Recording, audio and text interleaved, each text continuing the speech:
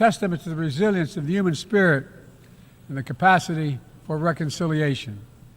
That today the United States and Vietnam are partners and friends, and it's proof that even from the horrors of war, there's a way forward. Things can get better. We should never forget that. I've seen that throughout my career. In the 1980s, I spoke out against apartheid in South Africa. And then I watched the racist regime fall. In the 1990s, I worked to hold Milosevic accountable for war crimes. He was held accountable.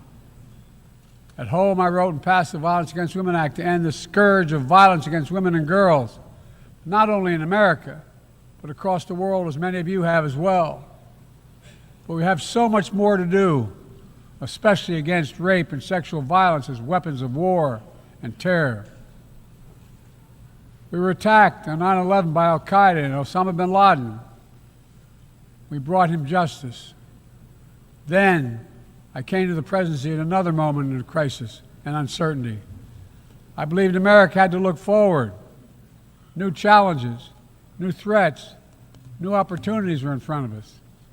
We needed to put ourselves in a position to see the threats, to deal with the challenges, and to seize the opportunities as well. We need to end the era of war that began on 9/11. As Vice President to President Obama, he asked me to work to wind down the military operations in Iraq, and we did, painful as it was. When I came to office as president, Afghanistan had replaced Vietnam as America's longest war. I was determined to end it, and I did. It was a hard decision, but the right decision. 4 American presidents had faced that decision, but I was determined not to leave it to the 5th. It was a decision accompanied by tragedy. 13 brave Americans lost their lives, along with hundreds of Afghans in a suicide bomb. I think those lost lives, I think of them every day.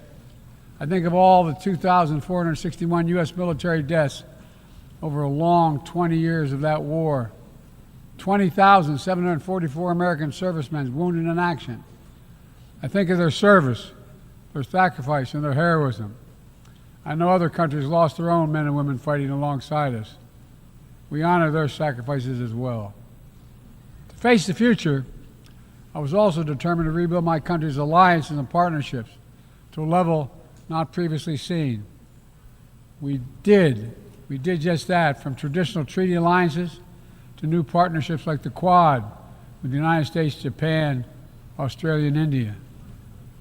I know many look at the world today and see difficulties and react with despair, but I do not. I won't. As leaders, we don't have the luxury. I recognize the challenges from Ukraine to Gaza to Sudan and beyond. War, hunger, terrorism, brutality, record displacement of people, a climate crisis, democracy at risk, strains within our societies, the promise of artificial intelligence and its significant risk. The list goes on. But maybe because all I've seen and all we have done together over the decades, I have hope. I know there is a way forward. In 1919, the Irish poet William Butler Yeats described a world, and I quote, "where things fall apart, the center cannot hold, mere anarchy is loosed upon the world," end of quote. Some may say those words describe the world not just in 1919, but in 2024. But I see a critical distinction. In our time, the center has held. Leaders and people from every region and across the political spectrum have stood together, turned the page. We turned the page in the worst pandemic in a century. We made sure COVID no longer controls our lives. We defended the UN Charter and ensured the survival of Ukraine as a free nation. My country made the largest investment in climate, clean energy, ever anywhere in history. There will always be forces that pull our countries apart and the world apart. Aggression, extremism, chaos, and cynicism. a desire to retreat from the world and go it alone. Our task, our test, is to make sure that the forces holding us together are stronger than those who are pulling us apart. That the principles of partnership that we came here each year to uphold can withstand the challenges. That the center holds once again. My fellow leaders, I truly believe we're at another inflection point in world history, where the choices we make today will determine our future for decades to come. Will we stand behind the principles that unite us? Will we stand firm against aggression?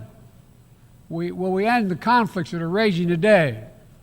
Will we take on global challenges like climate change, hunger, and disease? Will we plan now for the opportunities and risk of revolutionary new technologies? I want to talk today about each of these decisions and the actions, in my view, we must take. To start, each of us in this body has made a commitment to the principles of the UN Charter to stand up against aggression. When Russia invaded Ukraine, we could have stood by and merely protested.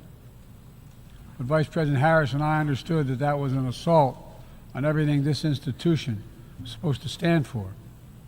And so, my direction, America stepped into the breach, providing massive security and economic and humanitarian assistance.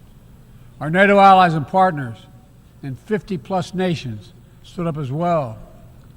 But most importantly, the Ukrainian people stood up. I asked the people of this chamber to stand up for them. The good news is Putin's war has failed and at his core aim. He set out to destroy Ukraine, but Ukraine is still free. He set out to weaken NATO, but NATO is bigger, stronger, and more united than ever before, with 2 new members, Finland and Sweden. But we cannot let up. The world now has another choice to make. Will we sustain our support to help Ukraine win this war and preserve its freedom, or walk away and let aggression be renewed and a nation be destroyed? I know my answer. We cannot grow weary. We cannot look away. And we will not let up on our support for Ukraine. Not until Ukraine wins a just and durable peace in the UN Charter.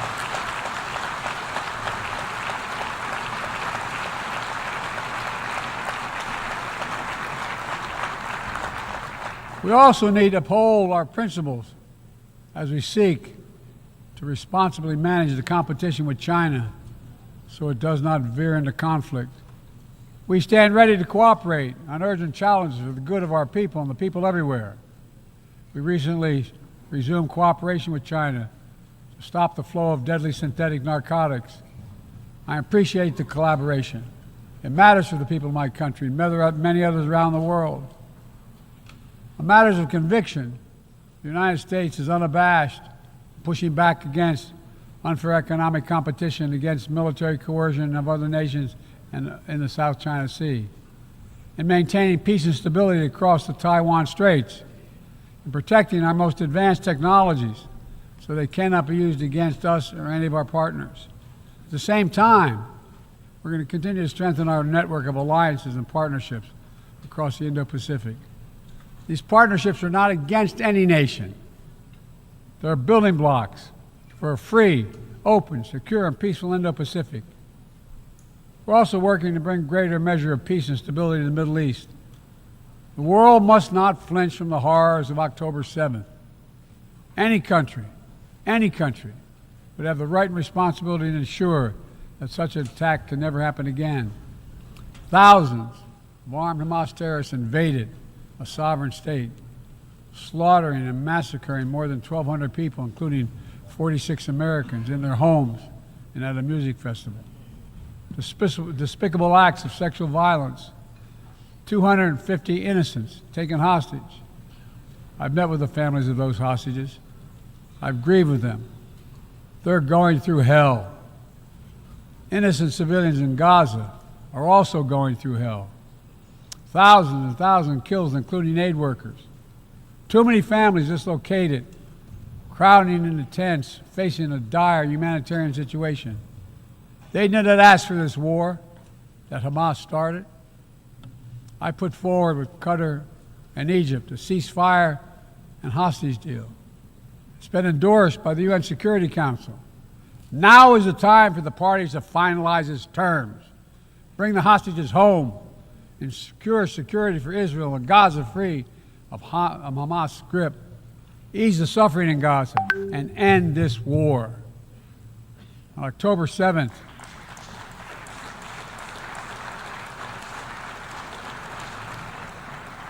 since October 7th, we've also been determined to prevent a wider war that engulfs the entire region. Hezbollah, unprovoked, joined the October 7th attack, launching rockets into Israel. Almost a year later, too many on each side of the Israeli-Lebanon border remain displaced. A full-scale war is not in anyone's interest. Even if the situation has escalated, a diplomatic solution is still possible. In fact, it remains the only path to lasting security to allow the residents from both countries to return to their homes and the border safely. And that's what we're working tirelessly to achieve. As we look ahead, we must also address the rise of violence against innocent Palestinians on the West Bank and set the conditions for a better future, including a two-state solution where Israel enjoys security and peace and full recognition and normalized relations with all its neighbors, where Palestinians live in security, dignity, and self-determination in a state of their own.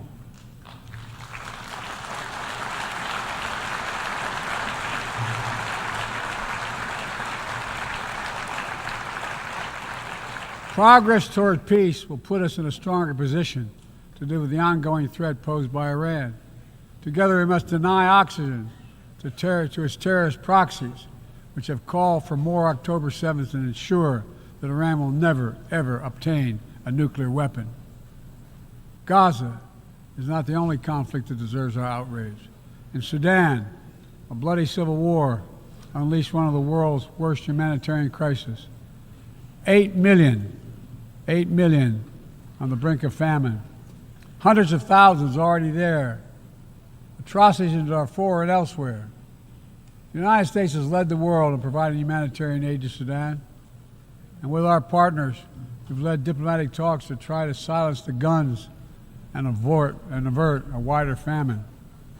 The world needs to stop arming the generals, to speak with one voice and tell them, stop tearing your country apart, stop blocking aid to the Sudanese people, end this war now.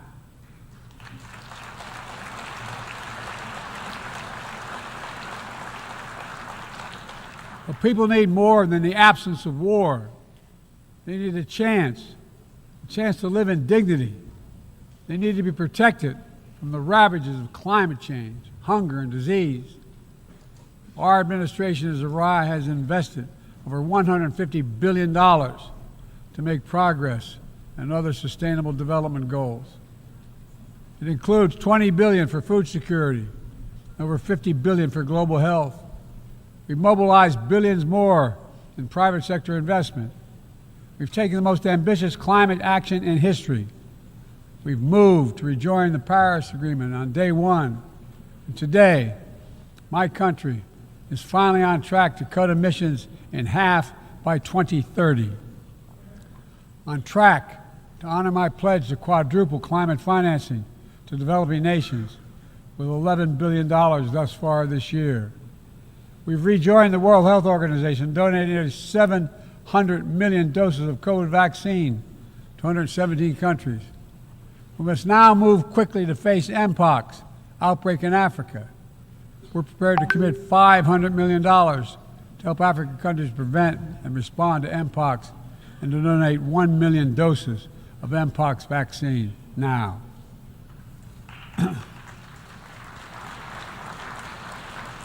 We call on our partners to match our pledge and make this a billion-dollar commitment to the people of Africa. Beyond the core necessities of food and health, the United States, the G7, and our partners have embarked on an ambitious initiative to mobilize and deliver significant finance to the developing world.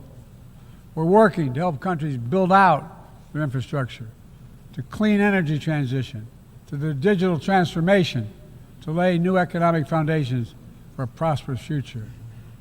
It's called the Partnership for Global Infrastructure and Investment. You've already started to see the fruits of this emerge in Southern Africa and Southeast Asia and in the Americas. We have to keep it going. I want to get things done together. In order to do that, we must build a stronger, more effective, and more inclusive United Nations. The UN needs to adapt and bring new voices and new perspectives. That's why we support reforming and expanding the membership of the UN Security Council.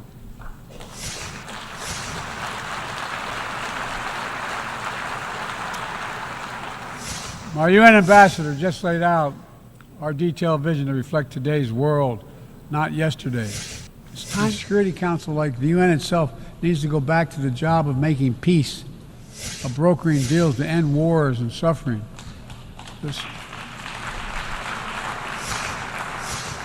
And to stop the spread of the most dangerous weapons, of stabilizing troubled regions in East Africa, from East Africa to Haiti, to Kenya-led mission that's working alongside the Haitian people to turn the tide. We also have a responsibility to prepare our citizens for the future. We'll see more technological change, I argue, in the next 2 to 10 years than we have in the last 50 years. Artificial intelligence is going to change our ways of life, our ways of work, and our ways of war. It could usher in scientific progress at a pace never seen before, and much of it could make our lives better. But AI also brings profound risks, from deep fakes to disinformation, to novel pathogens, to bioweapons. We've worked at home and abroad to define the new norms and standards. This year, we achieved the first ever General Assembly resolution on AI to start developing global rules of the road. We also announced a declaration on the responsible use of AI, joined by 60 countries in this chamber.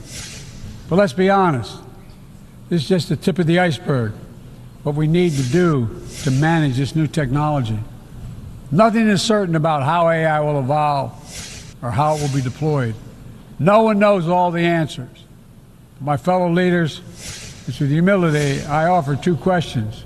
First, how do we as an international community govern AI? As countries and companies race to uncertain frontiers, we need an equally urgent effort to ensure AI's safety, security, and trustworthiness. As AI grows more powerful, it also must grow more responsive to our collective needs and values.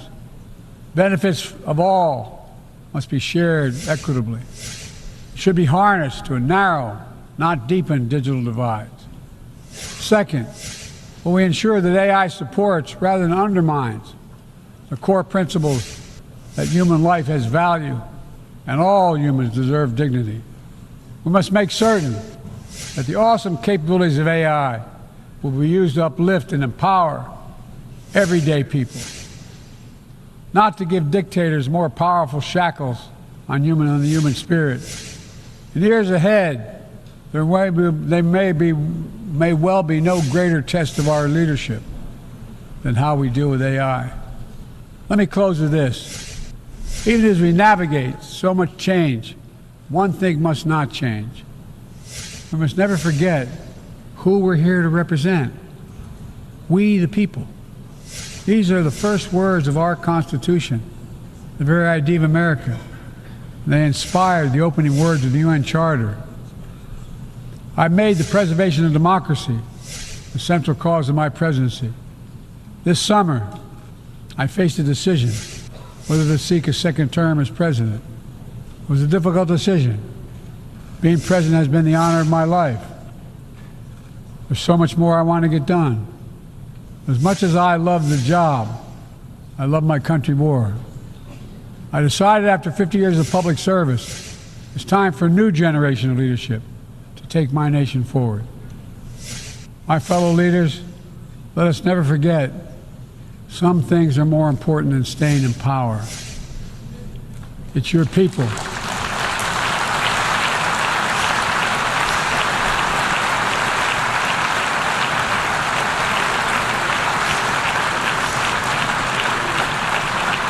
It's your people that matter the most. Never forget, we are here to serve the people, not the other way around.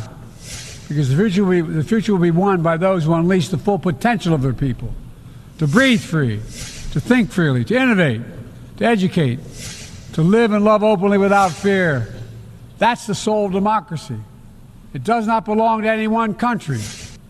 I've seen it all around the world, and the brave men and women who ended apartheid, brought down the Berlin Wall, fight today for freedom and justice and dignity. We saw it, that universal yearning for rights and freedom in Venezuela, where millions cast their vote for change that hadn't been recognized. But it can't be denied. The world knows the truth.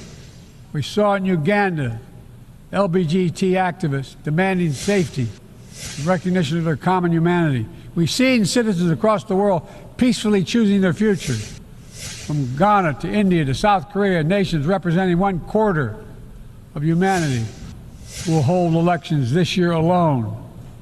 It's remarkable, the power of we the people, that makes me more optimistic about the future than I've ever been. Since I was first elected to the United States Senate in 1972, every age faces its challenges. I saw it as a young man. I see it today. But we are stronger than we think. We're stronger together than alone. And what the people call impossible is just an illusion. Nelson Mandela taught us, and I quote, "It always seems impossible until it's done. It always seems impossible until it's done."